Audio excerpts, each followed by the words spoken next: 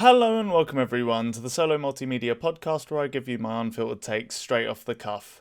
And today I'm going to be talking about the Callous Daoboys record, Celebrity Therapist.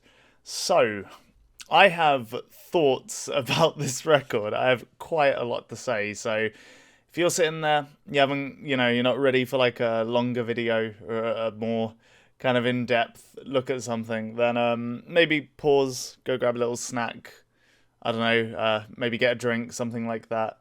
Probably do you some good. But anyway, so basically, this band are a mathcore band, and for those who don't know what mathcore is, it's essentially, I guess you could say broadly, a style of metalcore that puts its focus on incredibly harsh, incredibly chaotic, very, very extreme kind of like just very chaotic sections. I would say is the main kind of like thing that you'll get in mathcore, I guess.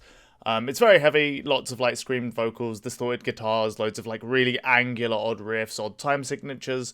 The genre is generally supposed to be quite disorientating, so that's kind of broadly what we're looking at. But this is definitely a record that I think is a lot more interesting to talk about, regardless of whether I think it's good or bad. It's a record that I think is incredibly interesting to talk about because it's doing something that I haven't heard before, which isn't something I say all that often. So let's just cool down, take it right back to the start. So first things first. The reason I made this podcast is because I fucking love talking about media. That's why I talk about films, TV shows, music, whatever. I just enjoy talking about it all. I enjoy analysing it, kind of giving my opinions on it, discussing it with other people. I really enjoy all the conversation around media. And music has always been like my biggest passion by a long shot. So I made this podcast to have somewhere to just vent about whatever records I'm listening to at the time in an unfiltered way where I don't have to focus on doing a ton of editing or anything like that or write up like a formal review. It's just me straight off the top of my head with a couple notes, although for this one there's a lot more than a couple notes, but with just a couple notes, just shooting straight off the dome how I feel about something in a very kind of unfiltered way. So that's the reason I started to talk about that's the reason I started the podcast. And for me, really, records like this are my favourite to talk about, where something is that's just so interesting is happening that I feel like I have to spread it to as many people as possible. I have to let everybody know that this record exists and kind of find people that understand the context that it exists in and talk about our thoughts and feelings on it. That's like my favourite thing to do broadly in all of the stuff that I do when it comes to media. So I love talking about it and I love showing people things that they think are interesting or that they end up falling in love with. Mathcore has been one of my favourite genres for a long time. I have always been a huge fan of the Dillinger Escape Plan. Converge are probably my favourite band of all time. Bands like Pupil Slicer, Employed to Serve, early Palm Reader stuff. I think Palm Reader have gotten better, actually, to be honest, but even their mathcore stuff I think is great. Heck, there's a million bands. Number 12 Looks Like You are another that I think are a bit overlooked in the scene to some extent, I suppose. I think they're a lot better than, I don't know, a lot of people give them credit for. But anyway, moving on, I fucking love mathcore. I think it's a really, really interesting genre. I love just how visceral a lot of it is. In fact, a lot of the mathcore I bounce off of is usually because it's a bit too technical and it feels a little soulless, or on the opposite end of the spectrum, sometimes it's like mathcore's quite a hard genre to play, and I think the Dillinger Escape Plan are a perfect example of this. So they're a band that absolutely nailed that fine line between technicality and like visceral, just like visceral blood pumping energy. They hit it straight down the middle. They're incredibly technically proficient, but it never feels like you're just listening to some dude show off his abilities, right? It always felt incredibly visceral. So, and I don't think there's many other bands, or any other bands really, that can do it quite as well as that. I don't think most mathcore bands for me either fall too technical or they end up being very chaotic and a little bit sloppy in that. Now, I say that in a very matter-of-fact way. I don't mean it as a negative in any way. I fucking love bands like The Chariot. I would even say Pupil Slicer to some extent fall into that a tiny bit. So I love the bands that are just going hard as fuck and creating a really noisy, bordering on sloppy, tearing apart at the seams sound. I think it's a really good sound to go for. And when I found out about the Callous Daoboys the first time, so they released the debut album called Die on Mars, which came out, in my opinion, during a bit of a lull for mathcore. So you had this era where there were a ton of bands that were touring a ton, putting out records constantly, and a lot of them were really fantastic, in my opinion. Then after, you had kind of like some bands move away from the sound tone. My local scene, that was like Palm Reader and Rolo Tomasi, very much moved away from mathcore. Dillinger broke up, Heck broke up, bands like that. It was just there was a lull for a while. Then after a couple years, you had bands like Pupil Slicer put out a debut record that everybody in the scene seems to love, and deservedly so. It's fantastic.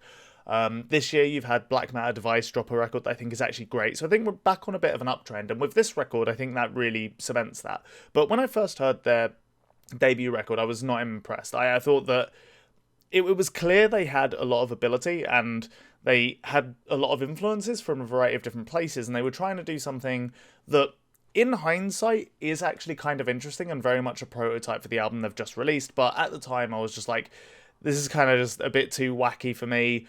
It falls into being a little bit too derivative at times. I mean, I love me some metalcore, but some of the riffs on Die on Mars really are just like, they feel very generic for the sound, which is kind of unfortunate. But at the same time, I did always see the potential in this band, and especially from a production and performance perspective, I think they've always had very solid performances in production. So while Die on Mars wasn't for me, it was just a little bit too, just a little bit too wacky, a little bit too derivative. I did always kind of like keep an eye on the band. I've watched live videos of them, and I've always been excited for what they put out next. So lo and behold, a couple of days ago, a friend messages me, and he sends me this record on Bandcamp, a link to it. And he just sends it with the tagline, "I'm not sure if I love or hate this." And I kind of explained how I feel about the debut record to him, and I said I'll give this a shot because I'm definitely interested in hearing it. And I don't think I've gone from, man, I really understand where you're coming from, I kind of love and hate this at the exact same time as well, all the way to, actually, this is kind of fucking genius, and I almost can't believe no one's attempted anything like this before in such a short span of time. I've listened to this record a decent amount, so this is not exactly a first impression, but I haven't sat with it for like weeks and weeks or anything. So yeah, I've definitely done a bit of a U-turn on this record, and I think here's a couple of reasons as to why. So what this record is doing, like I said, there was the blueprint for it was on Die on Mars, where you've got these kind of like slightly goofier singing sections with like violins and stuff popping off, and then you've also got like really heavy like chugged metalcore riffs and the kind of, very chaotic mathcore stuff too. It's all kind of thrown in there, and it felt very like loosely held together. It didn't feel all too cohesive. But ultimately, what I think they've done on this record is they've recognized their strengths and strung together the variety in their sound in a much more cohesive way. So, generically speaking, what I'll say is the amount of detail in this record is kind of mind-blowing. There's so many just insane ideas that shouldn't work, and they just pull it off with enough like gusto to make it work. So I'm gonna get more specific and we'll get into tracks, but broadly speaking, as general notes, I think the production on this record's great. I think the performances are fucking brilliant. I would say overall, so one thing they've done is they've made a lot of the more clean sections incredibly theatrical. Like, it feels like to me they're basically blending mathcore and arena rock, like MCR style arena rock. You could almost catch some of these choruses in like a Biffy Clyro song, I feel like.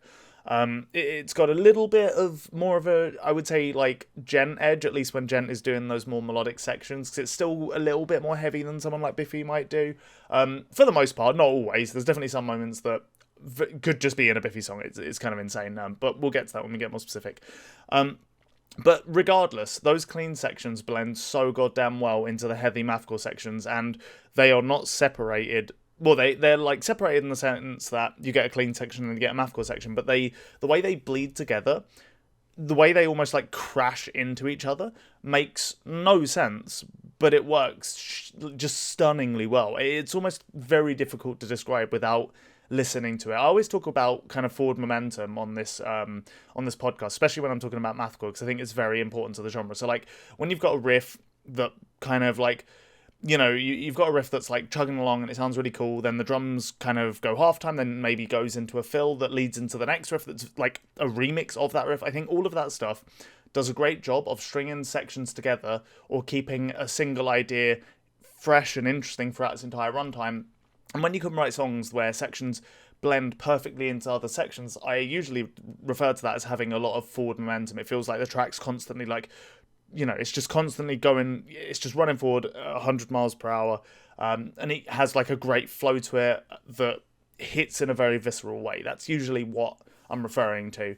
And it's really obvious when you've got sections that don't match in a good way, like when it just sounds like the band has just gone into the next bit. It feels very jarring and that kind of thing. So when you've got a band that can pull off the kind of forward momentum thing really well, I think it's such a good thing for especially heavy and fast bands. And that's something that this record does, for the most part, incredibly well. So let's just get into the tracks. The whole thing starts off a little bit, I don't want to say underwhelming exactly, because that's not quite true, but it definitely starts off a bit more derivative than it would eventually get to. I feel like a lot of the tricks of the album, or a lot of the ideas it has, are kind of after the intro. That's not to say the first songs are bad, not by any stretch. In fact, I'll go over in detail how good some of them are. But it definitely feels like the record becomes special kind of off on the fourth track is where I would say is the cutoff. So the whole thing's opens up with Violent Astrology. It opens up with some ridiculously heavy riffing. It reminds me slightly of Frontiera, especially with some of the sound effects, some of the more kind of like warped and twisted sound effects over the riff. They were actually a little bit buried, which is one small production thing I think would have been nice, is actually some of those sounds really could have gone up just a little bit, just would have made the whole track sound a little more insane. But that's okay. But then the first breakdown straight after this fucking slays. The build to it plus the riff is just like ridiculous. There's a stabby riff as well straight after this with what sounds like stabbing violin sounds, and it all just sets the stage for this incredibly demented, very bursting at the seams metalcore sound that's performed incredibly well. So it's still very like technically impressive. And then what you essentially get is the record's MO, in my opinion. So after all of that, you get this hint towards the more grand theatrical singing stuff near the end. It's a great intro tune. It sets the stage. It has a great sense of forward momentum. And I feel like across the whole record, the band is firing on all cylinders, but it definitely feels like they wanted to set the stage for that with this intro track. It's a pretty insane one. It's a very good track. Perhaps at times tiniest little bit derivative with some of the metalcore riffing, but honestly, it is not even close to killing it, because one of the things you'll find on this record is that nothing sticks around for longer than like 30 seconds, really, with a couple exceptions on certain tracks, more so than specific riffs. So if you don't like something, it's probably not going to be there for all too long, to be honest. I definitely think this band does better when they're going for the more insane mathcore stuff as opposed to the strict metalcore stuff, although that also varies a little bit. But anyway, the next track is called A Brief Article Regarding Time Loops. It opens with an incredibly intense blast beat, some wild guitar freakouts over the top before breaking into this slick groove metal style riff that doubles as the chorus riff. Again, it's another just very insane song. It brings in some odd vocal samples and sasscore stylings that I really enjoy. I love the use of synths and sound effects here too. I will say, unfortunately, the breakdown after the quieter section is just a little bit too standard metalcore for me. This is where that's probably the like most egregious example of that I can give. But there's still a ton of creativity on display here for a 3-minute song, and the outro is just insane. It's rare that I hear something these days that catches me off guard, but the outro kind of did a little bit. It's a very insane ending. I think it works really well. The next song is called Beautiful Dude Missile, and this is like a very classic mathcore tune in a lot of ways. So it opens sounding very Dillinger. And I know I was saying earlier that like Dillinger are one of the only bands that can do their balance between the two halves as well as they do. This band, when they go for it, is some of the best sounding, like closest to what Dillinger did, that I think I've ever heard. Like, they're so goddamn tight. Their play sections incredibly fast. It's so stabby and chaotic, but it never feels overly technical or anything like that. So, like, kudos for that in and of itself. This is probably, like I said, the first time I've heard a mathcore band really nail, like, a very classic Dillinger sounding section. It's ultra chaotic. There's panic chords being thrown about like nothing. The breakdown riff reminds me a ton of Vane. And I love the addition of the more Sasscore style vocals and how the riff develops, eventually drawing in a little number 12 influence as well with these clean jazzy guitar breaks. It's just an insane song and might be one of the better, just straight up 2 minute 50-second mathcore tunes I've heard in a while. It draws influences from a variety of different places in the genre. It's got their own little like spin on it and styling as well, which I really appreciate. It doesn't just feel like a culmination of it. Well, I mean, it kind of is just a culmination of its influences, but I guess something unique sort of arises a little bit from that. But killer track, very insane track.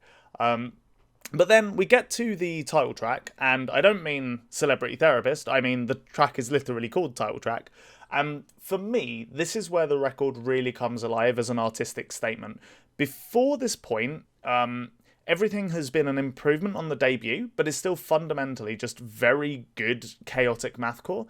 But this song opens with some more mid-paced chaos aided with some grand-sounding instrumentation before breaking into this palm-muted chugged riff, and then these cleans just come out of nowhere, clean vocals, come out of nowhere staged in an incredibly grand and just theatrical way. That's really like the core thing I want you to take away from this. All of the clean sections on this record are staged in such a like larger than life way, in a way that you would expect from an arena rock band. It honestly sounds like something that My Chemical Romance or maybe even Enter Shikari could pull off, but the real shock is just how goddamn catchy the melody is. And for me, this is like the meat and the bones of the record. The mix of the absolutely insane mathcore with some of the cleanest, largest sounding arena rock I've heard in a long time. During the clean section, it does this tempo change into a chugged breakdown riff, seemingly at random, and at first I kind of hated it, but after a few listens, after getting used to it, it's hard to deny how unique and well executed it is. The section progresses into an almost cheesily large singing section with synths to back it up. I would expect something like this from a gent band, but miraculously for me it works. Normally I find those way too cheesy and overbearing, but it works really well. Naturally, of course, with it being the band it is, it ends on a hellishly heavy riff with feedback swallowing every potential quiet moment.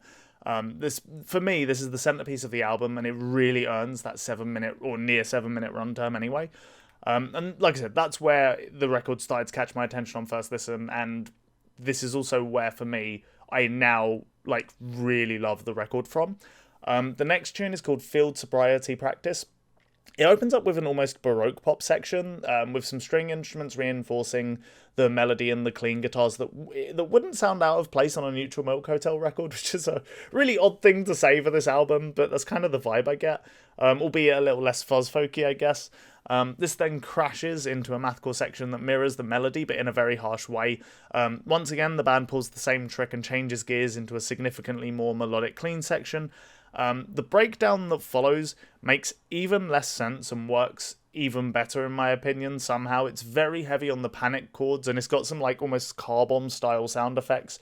All the arena rock records, all the arena rock parts on this song sound fucking huge, and they don't detract from the sheer insanity or intensity of the metalcore and mathcore sections. The next tune is called The Elephant Man in the Room. This one's significantly faster. It's probably one of the faster, more almost like straightforward tunes, I guess. It starts out whipping the listener with D beats before being thrown into this piano-led, heavenly clean section that lasts for all of like 20 seconds maybe, before dragging you straight back into hell. The tune reminds me a fair bit in the heavy parts of Every Time I Die, especially in the faster riffing section. About halfway through, the song falls away, leaving only these drop-dead gorgeous strings and pianos leading what feels like a slightly tongue-in-cheek sample. But then, without a hitch, it just transitions straight into this Sasscore section, tying the theatrics straight into the overly, the kind of over-the-top vibe of Sasscore in general. As a side note, by the way, the blast beat that comes directly after the Lay Your Head line has to be one of the hardest hitting things I've heard all year. It's almost unbelievable to me. It sounds so fucking good and just visceral. It's one of those sections that, like, when I inevitably see this band live, I imagine the whole room is going to lose its shit. But yeah, another just brilliant track. The next song is called What Is Delicious Who Swarms. So this opens up with another kind of pretty classic mathcore section, breaks into a metalcore clean section that is one of the less exciting ones on the record so far. It reminds me a lot of I Wrestled a Bear Once, but that's okay because a lot of the ideas that fly by fly by incredibly quickly, like I was saying earlier. So that's kind of just the start, and it, is done after a point. Then the song breaks into this fucking glorious clean section with some just great horns. I don't know exactly what instrument it is, but some kind of like metal wind instrument. It sounds fucking awesome. The way the song develops from this point just feels like an incredibly textured jam. The riff that comes in over the flickering synth sound sounds so much better than it has any right to. So yeah, again, another just very strong track after a certain point for me. But finally, we get into the closing track. So this song's called Star Baby, and we get to, in my opinion, one of the main reasons to listen to the record. Star Baby might be one of the best Saskor tunes I've ever heard.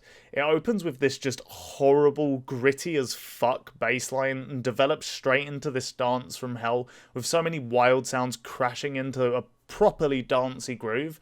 It's also aided with these incredibly sardonic lyrics and just very all over the place vocal performance. I think sounds great and just keeps the whole vibe the track is going for. The band do such a good job of keeping up what is ultimately a section that hangs on a single groove for longer than at any other point on the record interesting. Special shout out to the breakdown bang in the middle of the tune. The angular panic chords sound like early employed Serve to me. And then the band pulls what I would consider its final trick. This tune is roughly 5 minutes long. The first 2.5 minutes is what I've described, and then the next 2.5 minutes pivots completely into this incredible, textured, euphoric, like Baroque pop section that sounds like it could have been pulled straight out of this year's Black Country New Road record.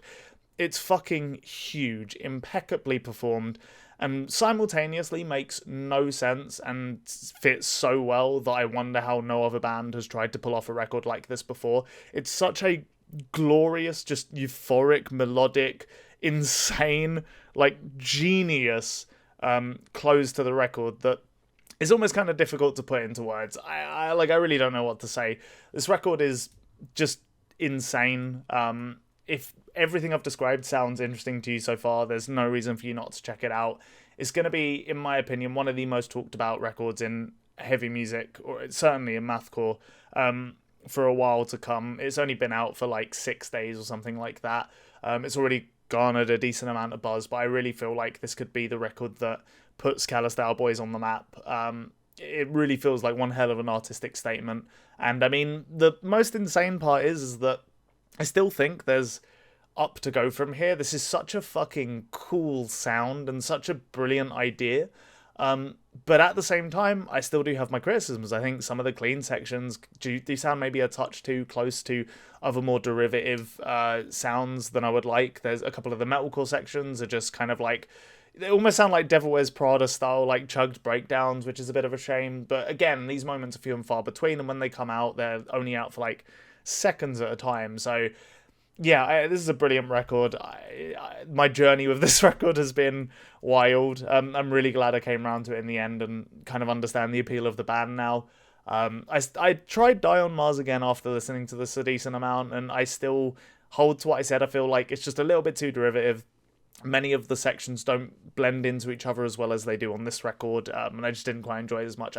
It's funny because this is one of those sounds where I guess you can even see, between the debut and this, they've gone for something overall that's so ambitious that when it didn't work, even though it was unique, I didn't really catch it because I just don't feel like it worked that well. And then the second they get the formula right, it's like mind-blowingly good. So yeah, go listen to this record. That's the Callous Daoboys with Celebrity Therapist. You can probably find it on all the usual places. I should have done my research, but I'm just doing the room running about shit he likes, and also sometimes doesn't like, but hey, whatever. Either way, cheers for listening, everyone. If you've gotten to this point, I really appreciate you listening to my borderline schizo rantings about some cool music. If you want to hear more stuff like this, please do consider subscribing, and I would absolutely love to hear everybody's thoughts on this record in the comments, because there's a ton to say about it. It's such an interesting record. I could see people really bouncing off it and just finding it a bit too wacky, which was kind of where I was initially. I can see other people falling in love with it even more than me, and considering, like one of the best releases of the last God knows how many years. So I'm very curious to hear everybody's thoughts and everybody's favourite tracks and all that good stuff. But yeah, that's basically everything I have to say. Cheers for listening. Peace out, stay safe, and I'll hopefully see you all around, alright? Peace out.